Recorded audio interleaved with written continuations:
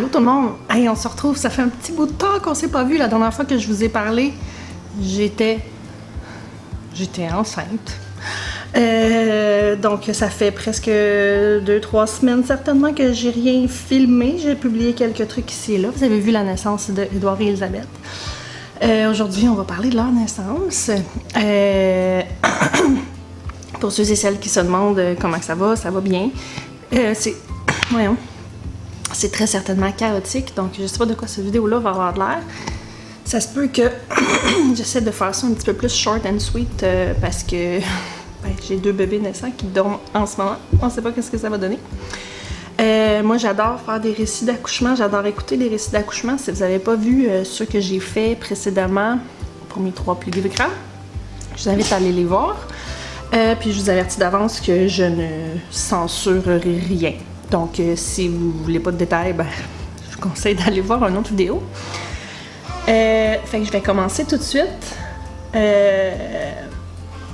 en expliquant un petit peu qu'est-ce que moi je voulais, puis qu'est-ce qui est spécifique avec les grossesses, les accouchements du jumeau. Oh, ma cocotte a blondu! Donc, si vous écoutez mes vidéos précédentes d'accouchement, moi, je suis quelqu'un qui accouche sans épidural, sans médication aucune, le plus naturellement possible. Puis, c'est vraiment moi, là. Fait que si jamais vous avez l'impression que je porte un jugement quelconque dans la vidéo présente, sachez que c'est pas envers personne d'autre que moi-même. Je voulais faire exactement la même chose. Je voulais accoucher sans médication pour les jumeaux aussi. Est-ce qu'on y est arrivé? Vous allez voir. Sinon, je vais juste expliquer un petit peu les accouchements de jumeaux. Comment que ça se passe en général, ou qu'est-ce qui fait en sorte que c'est comme un peu compliqué, plus compliqué accoucher de jumeaux. Premièrement, il y en a 2. Sauf que, en fait, la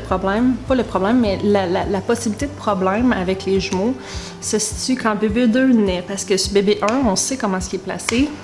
On sait, si une tête est là, si les fesses sont là. Donc, le bébé 1 sort ensuite. C'est dur à dire qu'est-ce qui va arriver avec l'autre parce que là, il y a de la place. Puis là, il peut bouger. Il peut avoir un cordon qui sort. Il peut arriver toutes sortes d'affaires. Donc, quand on parle d'un accouchement plus compliqué, c'est vraiment souvent pour le bébé 2.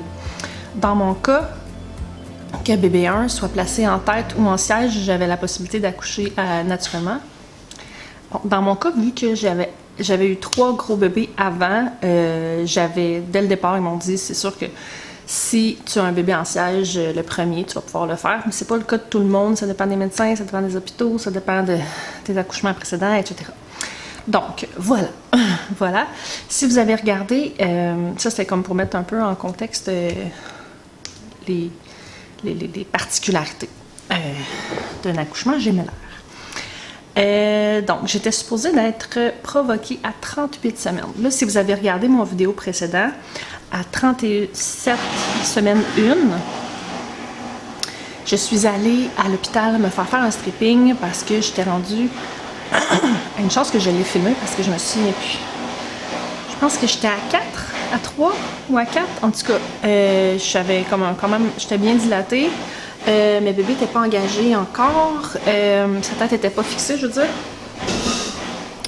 Donc, puis ma médecin était de garde parce que mon rendez-vous était comme le mardi d'avant, presque une semaine avant.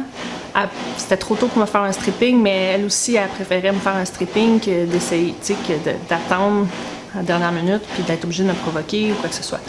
Pas obligée de me provoquer, mais si vous avez eu une grossesse de jumeaux, tu veux pas te rendre à 38 semaines.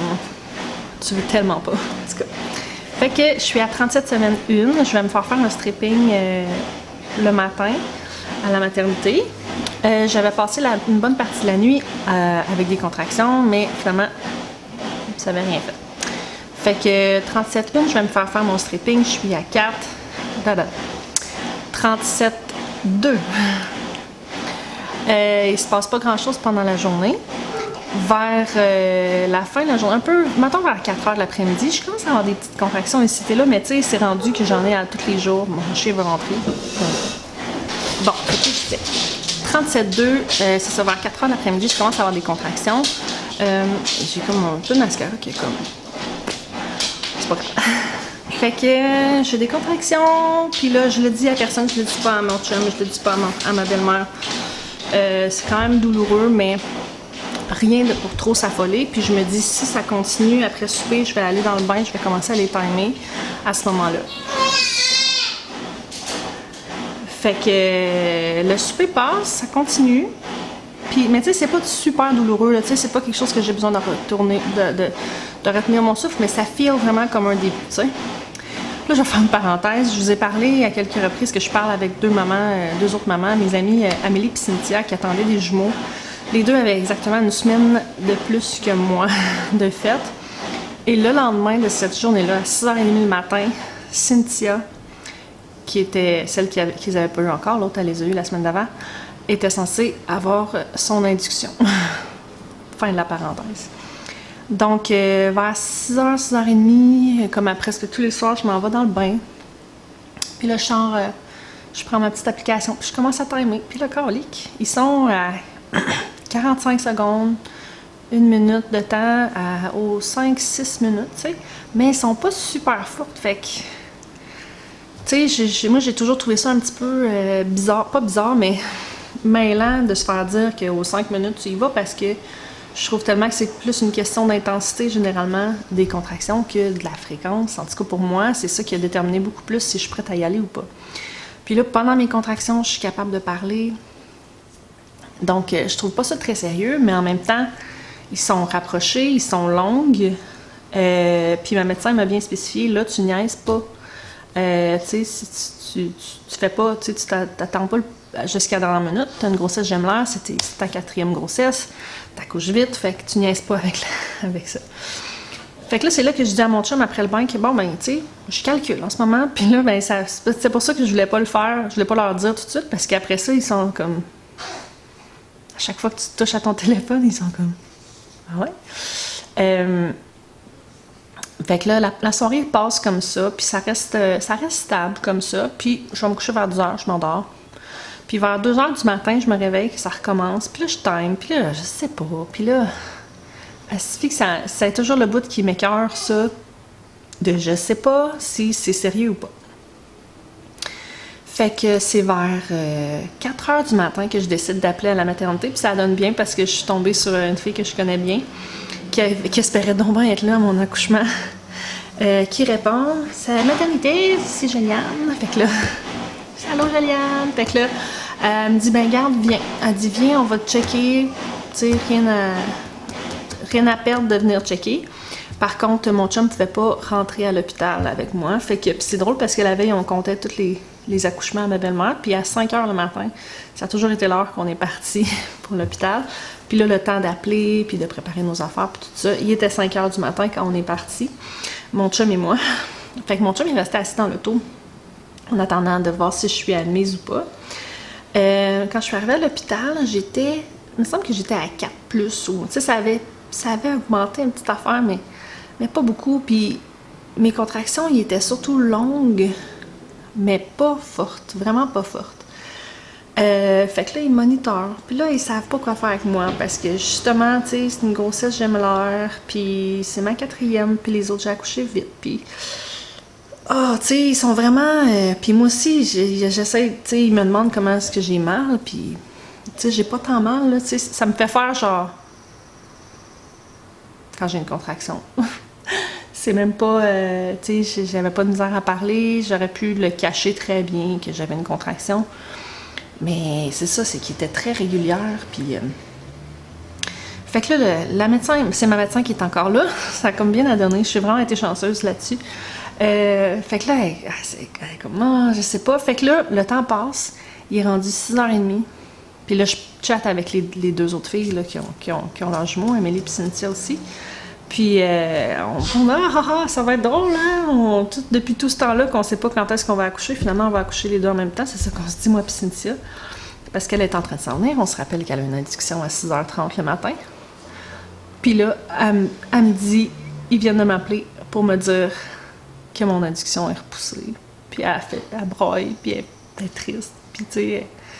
Puis je la comprends, là, elle avait en plus une semaine de plus que moi. Là, oh my God, je me sentais tellement mal. Puis je sais que c'était pas de ma faute, mais calique, que je me vois arriver à 38 semaines, la journée de mon induction, que t'es prête, là. Puis elle était dans le stationnement en bas de l'hôpital, là. On s'entend, là, elle était pas comme couchée chez eux, là. Elle était rendue. Puis là, elle se fait revirer de bord. Maudit que je me sentais mal.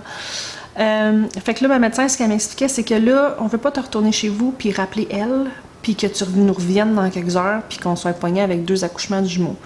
Fait que là, on parlait de pitocin. Évidemment, tout ça était avec mon consentement, là. De si, tu sais, est-ce qu'on avance le travail, finalement, pour qu'il y en ait une de vous deux qui accouche. Puis là, ben clairement, ça sera pas elle, parce qu'elle, son travail, elle n'est pas en travail, là. Ou en tout cas, elle n'a pas de l'air en travail. Puis moi, le problème qui m'achalait vraiment beaucoup, c'était que la tête d'Elisabeth n'était pas fixée, fait qu'il ne pouvait pas crever mes os. Fait que là, il parlait de pitocin. Puis j'étais, oh, maudit. Puis là, ça. Fait que là, finalement, ils finissent par m'admettre. Fait que là, je m'en vais dans ma chambre, puis là, je marche, puis je marche, puis je marche. Puis mes contractions, ils augmentent pas. Tu sais, j'ai pas plus mal, elles sont pas plus longues, elles sont pas moins longues. Tu sais, vraiment, j'ai de la misère à prendre ça au sérieux, mais je progresse. Je suis rendue à comme 5. Je marche, puis là, à un moment donné, ma médecin, elle vient, elle me check. Elle dit, oh, t'es rendue à 7. Puis la tête est fixée. Je suis rendue à 7 pour de vrai. Puis, tu sais, mes contractions, ils étaient pas plus fortes que la veille, là, quand je prenais mon bain, puis que j'étais pas sûre. Fait que j'étais comme, oh mon Dieu, je vais être capable de faire ça sans épidural, tu sais, vraiment, ça va être a walk in the park, tu sais. Fait que là, commence à jaser, là, il faut que l'obstétricien qui est là, il fallait qu'il vienne faire un écho pour voir les positions, pour s'assurer que les 2 bébés sont bien placés, pour pas essayer, ben pas que les 2 bébés sont bien placés, mais que bébé 1 est encore placé comme on pense, parce qu'on veut pas se mettre à accoucher avec un bébé à transverse, par exemple.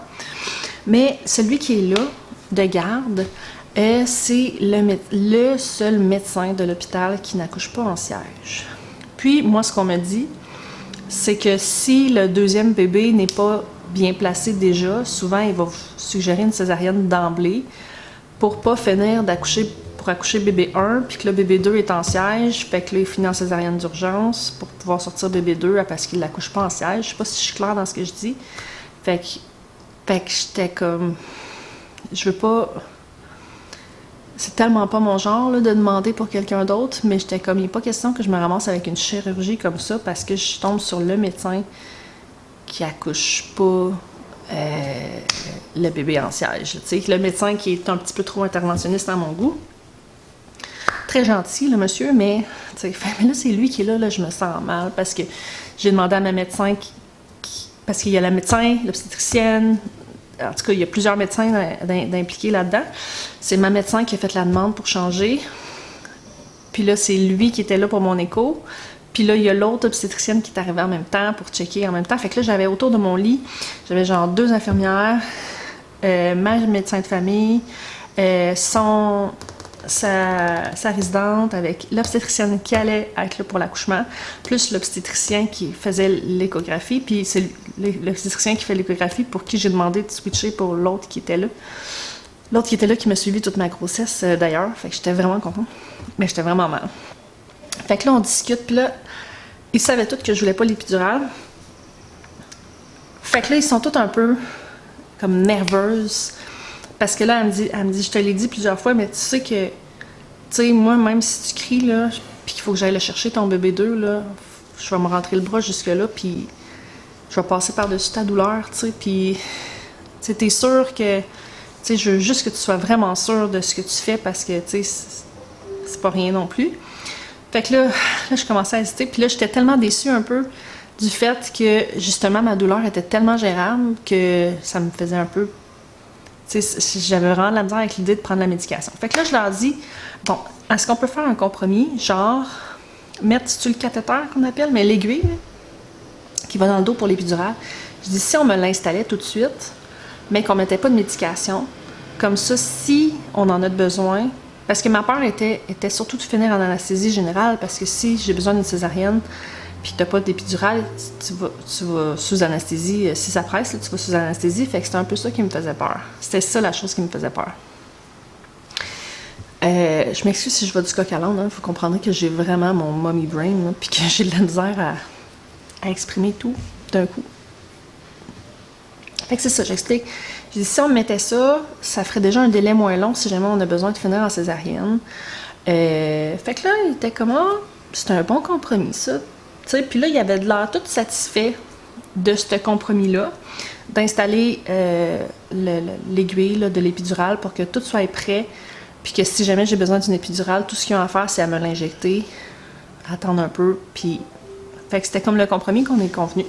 Fait que là, l'anesthésiste arrive, mais là, il m'explique que, par exemple, il n'y a pas le choix de me mettre au moins une petite dose juste pour vérifier que ça fonctionne, tu sais, parce que il peut pas me l'installer. Bien, il peut me l'installer, mais tu sais, il faut qu'il sache si c'est bien installé. Fait que s'il me met juste une petite dose de...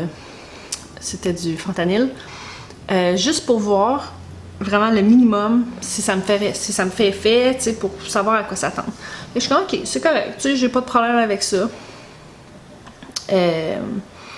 Go, tu sais, fait que là, il m'installe ça, puis en fait, je vais faire une autre parenthèse. La raison pour laquelle je veux pas d'épidural, c'est parce que ça fait souvent un déboulement d'intervention, sans compter que j'aime sentir les poussées, puis je me sens comme puissante de tout faire ça vraiment naturellement.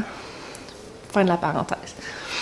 Fait que là, il m'installe ça, il me met mon fentanyl, puis genre, je sais pas combien de temps après, là, vraiment pas longtemps après, je fais une grosse chute de pression. En fait, je suis assise, puis là, tout va bien. Puis là, l'infirmière, elle me dit, tu te sens bien? Là, je suis comme, oui. Elle est comme, ok, parce que ta pression est en train de chuter, t'es sûre que ça va bien? Là, je suis comme, ah oui. Là, whoop, il me couche sur le dos. Là, ça commence à pas bien aller. Là j'avais vraiment une grosse chute de pression, puis là, c'était comme. Bref, si vous avez fait une chute de pression, vous savez comment est-ce qu'on se sent. Puis là, on dirait que j'étais comme ça, panique, puis j'étais comme ça, y est, je vais mourir. Je vais mourir parce que j'ai pris la médication que je voulais pas prendre au départ. Puis là, au travers de ça, ben là, les contractions ont comme réduit. Fait que là, ils m'ont mis du pitocin. Fait que là, bref, ça l'a engendré un petit peu l'escalade d'intervention que je voulais pas avoir. Parce que là, ils m'ont donné de la médication pour remonter ma pression. Puis là, bébé 2, après son pouls aussi, il a eu de la misère. Fait que, tu sais, il y a eu plein de petites affaires comme ça par après. Mais finalement, tout se rétablit. Tout est correct. Là, fait que là, j'ai un petit peu de pitocin pour m'aider à continuer à avoir des contractions efficaces. Le bébé est engagé. Puis, pas engagé, mais la tête fixée. Puis, les jumeaux, on les accouche en salle d'opération, justement, au cas où qu'il arrive quelque chose pour bébé 2 pour être prêt pour une césarienne le plus rapidement possible. Donc, on est prêt à crever ma poche des os. Parce que là, on est rendu là, dans la vie. Mais on va le faire en bas, à la salle d'opération. Fait qu'on s'en va vers la salle d'opération. Puis, vous avez un poil là, sur le micro. Fait qu'on descend. J'essaie de me remémorer là, autant que possible. Là. Il me semble que c'est un petit peu flou dans ma tête. Puis en même temps, c'était si clair, je sais pas trop.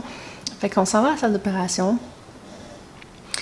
Là-dessus, là, je continue à être branchée avec un peu de pitocin. Je sais plus pourquoi j'avais du pitocin, honnêtement.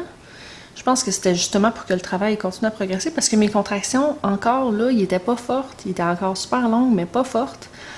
Fait qu'une fois arrivée en salle d'opération, ils crevent mes os. Puis là, ça commence vraiment à faire mal. Là, tu sais, là, je sens le fentanyl qui s'en va. Fentanyl que d'ailleurs, je sentais très bien. Là, ça avait super bien fonctionné, l'épidural. Puis, tu sais, on dirait que j'appréciais vraiment le sentiment. C'est que là, quand ils faisaient mon toucher, je sentais tout. Là, tu sais, je sentais mon col, je sentais leurs mains. Tu sais, fait que j'étais comme, oh, finalement, tu sais, on sent plus que je pense. Puis, je sentais la pression aussi de la tête qui poussait. Mais ça faisait pas tant mal. Puis je sentais encore un petit peu la douleur dans le bas de mon utérus. Fait que j'étais comme, oh, j'haïs pas ça, honnêtement. Fait que là, l'anesthésiste, pendant que c'est reparti, le feeling, puis là, avec le pitocin et tout ça, ça faisait vraiment mal. Fait que j'ai demandé à ce qu'on en remette un petit peu. Fait qu'il est revenu 2-3 fois, puis à chaque fois, je disais, remets-moi ça un petit peu. Fait que j'ai pas eu la grosse épidurale, mais j'ai eu du fentanyl. Qu'est-ce que là, ma chérie? Qu'est-ce que là, ma chérie? Je voulais juste le faire. J'ai pas longtemps. Fait qu'au final, c'est ça. J'ai pris du fentanyl. Puis je regrette pas du tout, puis vous allez comprendre pourquoi. Parce que là, ça continue, puis là, tu sais, ça jase, puis on attend dans la salle d'opération que le travail se fasse. Moi, je voulais accoucher le plus naturellement possible, comme que je vous dis. Mais là, c'est ça, on était rendu là, puis là, je suis couchée, puis tout va bien, tu sais, puis tout est beau. Là, éventuellement, la gynéco, elle arrive, puis là, ma médecin de famille, elle arrive, puis sa résidente, elle arrive. Là, ça commence à être plein pas mal. Là, ils commencent à se préparer mentalement, mais tu sais, ça jase, parce que, tu sais, ils me demandent tout le temps, ça pousse-tu, ça pousse-tu? Je suis comme, non, pas de temps. Puis, si vous écoutez mes autres récits, en fait, j'aime pas ça dire que ça pousse, parce que je veux pas arriver puis dire que ça pousse, qu'il me check que je sois à 10, puis qu'après ça, il me fasse la poussée dirigée pendant 20, une demi-heure, 45 minutes, 1 heure, puis il me défoquer tout le périnée, OK? Puis les muscles. Parce que c'est ça qui est arrivé à ma première. Puis à Liam puis à Victoria, j'ai pas trop dit que ça poussait jusqu'à vraiment dernière minute. Puis, tu sais, j'ai eu une poussée vraiment plus physiologique, puis ça a super bien été pour eux, pour moi. Fait que c'était vraiment ça que je prends. Mais là, je sentais que ça poussait, mais c'était pas comme vraiment urgent. Je sentais que ça poussait un petit peu. Mais là, tout ça étant avec une couverture par-dessus moi. Puis là, à un moment donné, elle fait, attends un petit peu, on va checker, tu sais. Puis là, elle tasse la couverte, elle fait, oh, les filles, c'est parce qu'on a une tête. Fait que là, puis tu sais, moi, je la sentais pas, la tête. Fait que là, j'étais comme, ah, bon, ok, on a une tête, c'est pas grave, tu sais, ça arrive. Fait que là, il m'installe, là, la gynéco, elle me dit, je sais que tu voulais vraiment ça le plus physiologique possible, mais j'ai vraiment besoin de te mettre les jambes dans des skis, là, tu sais, même pas les étriers, mais vraiment dans des skis bien placés, parce qu'elle dit, après ça, ça va être mon bras qui va être là, puis tu sais, faut pas que tu puisses me pogner, là, finalement. Mais j'étais toute zen avec ça, c'était tout correct, là, sur le moment. Si vous m'aviez dit avant que c'est comme ça que ça allait se passer, j'aurais trouvé ça dramatique, mais finalement, une fois dedans, c'était bien correct. Fait que là, il commence à se préparer, puis là, elle dit là, faut pas que tu tousses. Fait que là, je touche, puis genre, la tête était là, tu sais, j'étais vraiment comme bombée, puis la tête était là. Assez pour que la résidente, elle se stationne en face, puis qu'elle attende, puis là, j'essayais de pas forcer, tu sais, parce que je sentais pas tant mes muscles pour pas forcer, finalement. Mais tu sais, je sentais que, peut-être tranquillement, pas vite, en train de sortir, bien malgré moi. Fait qu'à un moment donné, la résidente dit, OK, là, c'est parce qu'elle sort toute seule, là. Fait que finalement, là, je pense même pas sûr si j'ai donné une poussée que, poup, Elisabeth est sortie, elle s'est mise à hurler sur le coup, ils l'ont mis sur moi un petit peu. Puis là, finalement, j'avais ça, aller du coq à l'âne comme ça, mais je viens d'allumer qu'il y avait 2 obstétriciennes avec nous.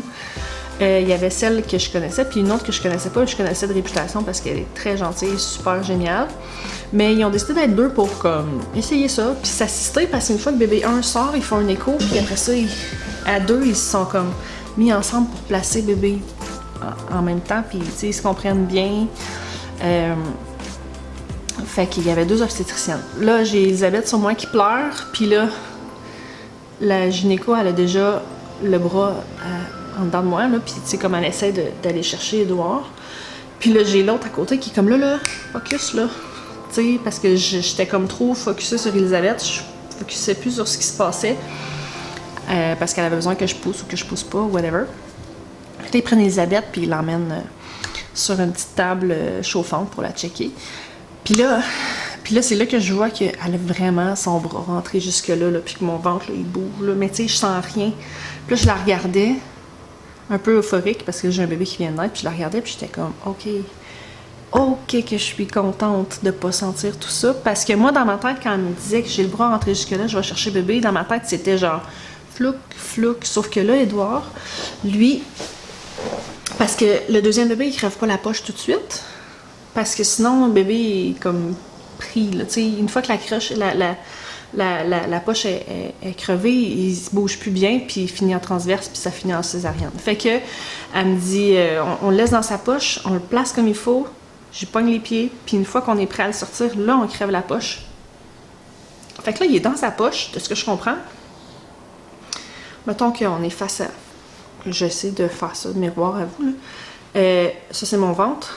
de ce que je comprends, il a la tête ici, puis il est en split dans sa poche, avec une patte de même, puis une patte comme ça. Fait qu'elle n'est pas capable ni comme de prendre son cou ou quoi que ce soit, parce que sa jambe est là, ni de prendre ses 2 pieds. Puis là, elle a vraiment de la misère. Puis là, je vois qu'elle commence à... Tu sais, ils ont perdu le cœur même pendant un temps, pendant qu'elle essayait de le pogner comme il faut. Puis là, elle commence même à parler de, là, les filles, préparez-vous pour une césarienne. Tu sais, c'est ce que j'ai compris parce qu'elle était pas capable, puis je voyais que ça allait pas bien du tout. Fait que c'est l'autre gynéco qui a fait, tata, tu peux, laisse-moi essayer. Fait que là, tu sais, ça, c'est mon chum qui m'en a conté un peu aussi, parce que moi, j'ai pas été trop consciente à 100% de tout ça. Fait que là, elle a réussi à placer les 2 petites filles ensemble, puis à sortir. Mais quand Edouard est sorti, il était blanc. Il bougeait plus, il avait vraiment l'air mort, là. Honnêtement, là, j'ai comme... ils me l'ont pas mis sur moi, ils me l'ont montré vite. Je suis même pas sûre s'ils me l'ont montré ou si je l'ai juste vu. Mais ils l'ont emmené tout de suite sur la chaise. Puis là, j'essayais, pas la chaise, sur le petit lit. Tu sais, il y a un pédiatre dans la salle, puis tout ça. Puis là, ils sont vraiment tous ramassés autour de lui. Puis là, j'étais comme, ouf, tu sais, là, j'essayais de... Je sais pas, de pas être dramatique, là, parce que, tu sais, ça arrive souvent que tu regardes des vidéos, puis que le bébé, il est blanc, puis que, tu sais, il réagit pas tout de suite, puis tout ça. Jusqu'à temps que je vois que, tu sais, il y en a une qui a un truc, puis qui est en train de le... Tu sais, ils sont en train de le réanimer, là, puis que j'étais comme, qu'est-ce qui se passe, tu sais, puis là, je vois... Ça a l'air éternel, là, dans ma tête, là, comment ça a été long. Puis je vois mon chum qui est à côté du lit à Elisabeth, puis qui regarde ça, puis qui... Tu sais, ni l'un ni l'autre, on sait trop qu'est-ce qui est en train de se passer. Tu sais jamais trop à quel point que c'est grave. Tu sais, est-ce qu'un bébé qui sort puis qui respire pas, puis qui est blanc de même, est-ce qu'il y a lieu de paniquer? Nous autres, on le sait pas, là, tu sais. Mais je pense qu'honnêtement, il avait de l'air mort, là. Il avait vraiment de l'air mort, là. Il était mou, puis il était blanc, puis il y avait rien dans ce bébé-là, là, quand il est sorti, là. Puis là, quand il s'est mis à pleurer, oh mon Dieu! Finalement, je pensais que ça m'émuvait, ça m'avait pas trop chambranlé, ça, sauf que plus j'y pense, plus que je me dis, waouh, tu sais, il est sorti, puis tu sais, c'est ça, c'est mon petit bonhomme, puis il n'y avait pas grand vie dedans. Puis là, avec le recul, je repense à ça, puis je me dis, la gynéco, elle a tellement gossé pour aller le chercher que, tu sais, je suis pas sûre que si j'avais pas eu d'épidurale, je sais pas si c'est pas une vraie épidurale, là. Je sais pas si j'avais pas été gelée, si elle aurait persisté comme ça, je pense que j'aurais fini en césarienne. Parce que, elle a beau dire, comme je vais passer par-dessus, mais à un moment donné, probablement qu'elle aurait fait comme OK, là, tu sais, comme. J'en peux plus d'y faire ça. Puis je sais pas comment est-ce que ça l'aurait affecté, Edouard. Puis parce que tu sais, il était en détresse, là. Je sais juste pas combien de temps, puis tout ça. Mais finalement, ils sont nés à 6 minutes d'intervalle. Fait que tout ça a l'air vraiment éternel. Mais c'est ça. Puis là, lui, il avait un petit peu de misère à respirer en sortant. Fait que là, ils l'ont tout emmailloté. Puis là, ils sont venus me le montrer parce que là, tu sais, quand il s'est mis à pleurer, là, oh mon Dieu. C'était bien. Et ils m'ont dit, là, on l'emmène en haut, là. Voyons, comment qu'on a fait ça. J'ai comme perdu mes moyens. À Pouponnière. Fait que mon chum, il est allé avec lui. Il me l'a montré, puis je regardé, je dis, oh mon Dieu, t'en ressembles donc bien pas aux autres. T'sais, dans ma tête, il allait ressembler super gros aux autres, mais il était tout mec avec un petit menton pointu, puis des grands yeux, tu sais. J'étais comme, mon Dieu, on dirait que je le reconnais comme pas, dans le sens où c'est que je m'attendais à reconnaître certains de mes enfants dans ces bébés-là. Mais finalement, lui, pas du tout. Fait qu'il montait avec mon chum, puis moi, ben, je suis restée avec Elisabeth le temps, tu sais, puis. En fait, je suis restée avec Elisabeth. Ils me l'ont mis sur moi, je sais plus quand, honnêtement. Mais j'étais un petit peu déçue de ne pas remonter avec mes 2 bébés. Il me semble que moi, je voulais remonter dans mon lit avec mes 2 bébés sur moi, mais c'est pas grave. J'avais Elisabeth qui s'est mise à boire très rapidement. Je pense que je l'ai montée. On est remonté à la maternité qu'elle buvait. Elle Écoutez, j'ai pas déchiré rien. Là. Ils m'ont sorti le placenta. J'ai pas eu trop conscience de ça parce que j'étais gelée. Puis je sais pas, j'étais... Puis tout ça s'est passé dans la bonne humeur, là, tu sais. Puis je faisais des jokes. Puis c'était vraiment le fun. Fait qu'on est remonté. On était moi puis Elisabeth toute seule dans notre chambre pendant, je dirais, une bonne heure, je pense. Après ça, quand mon chum est venu nous rejoindre. Là, en fait, moi, j'imaginais mon bébé dans un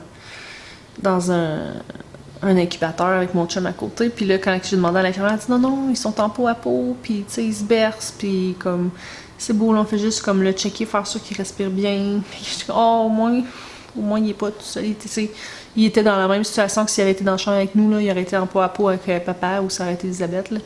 Mais j'étais super contente de ça, fait qu'ils sont venus nous rejoindre, puis là on s'est collés, puis là on a échangé de bébé, puis là on a rééchangé de bébé, puis là une fois que je l'ai revu, là j'ai fait « Ah oui, tu ressembles à Liam! » Puis tu ressembles à Viviane aussi quand elle est née. C'était juste le coup là, que je l'avais dit, il était tellement petit. Il est né à 5 livres 9, ou 5 livres 11? 5 livres 11, puis Elisabeth à 6 livres 9. Fait qu'elle était vraiment toute une à côté de lui, mais ça reste que c'était des petits bébés, malgré le fait qu'on s'est fait prédire des gros bébés quand même. Fait que, écoutez, tout s'est tellement bien passé à part cette partie-là pour Édouard. Mais avec le recul, je suis bien contente parce que c'est ça, j'aurais voulu revivre ça de façon 100% naturelle. Mais là, avec le recul, comme vous pouvez comprendre, je pense que ça se serait passé autrement sans ça. Fait que c'est ça, c'est la naissance de mes 2 derniers bébés. Puis depuis, on peut plus s'en passer, qu'est-ce que vous voulez? On est masochiste. C'est ça qu'on se disait, moi et mon chum, une chance qu'on tombe en amour de même, parce que sinon, c'est tellement de trouble, on les abandonnerait dans la nature. Si c'était pas du fait qu'on tombe en amour avec, puis que tout ce qu'on veut faire, c'est s'en occuper. Fait que je suis vraiment chanceuse, parce que ça fait littéralement au-dessus d'une demi-heure que j'enregistre. Puis que j'ai pas eu de bébés qui m'ont dérangé. Mes grands sont pas là, si vous vous posez la question. Fait que c'est mon récit pour les jumeaux. Puis je suis tellement contente que ça soit fait. Puis que ça se soit bien passé. Puis je suis contente, là, tu sais, j'ai vraiment eu ma médecin, j'ai eu des infirmières qui m'ont suivi tout le long, que j'aimais. J'ai eu la gynéco que je voulais, avec l'autre gynéco que je voulais. Tu sais, tout s'est tellement bien passé. J'ai même bumpé mon ami. Mais au moins ça, j'avais peur de me faire provoquer. Tu sais, qu'il me provoque pour... Puis là, je me disais, si je me fais provoquer, je me fais comme provoquer à sa place. Mais là, non, c'est juste mon travail naturel qui a été poussé un petit peu. Puis elle a accouché le lendemain. Elle s'est fait provoquer le lendemain, finalement. Ça a été quand même une journée de plus pour elle. Puis je vais toujours me sentir mal par rapport à ça. Mais qu'est-ce que vous voulez, je peux rien y faire. Fait que je suis vraiment contente que ça soit fait, ben honnêtement. C'est drôle parce qu'il y a quand même une partie de moi qui a un petit deuil de penser que je réaccoucherai plus, mais en même temps, je suis tellement contente que je réaccoucherai plus. C'est qu'on est compliqué. Fait que je vais vous laisser là-dessus, parce que comme je dis, ça prendra pas de temps qu'il va y en avoir un qui va se réveiller, puis il faut que je monte ça, cette vidéo-là. Fait que laissez-moi en commentaire ce que vous en pensez. Je vous invite à aller voir mes autres récits d'accouchement aussi si ça vous le dit. Tous des accouchements bien... Moi j'adore ça, là, les récits d'accouchement. Fait que je vous laisse là-dessus. On va se retrouver, je ne sais pas quand, honnêtement. Je sais pas quand. Je vais faire de mon mieux. Bye.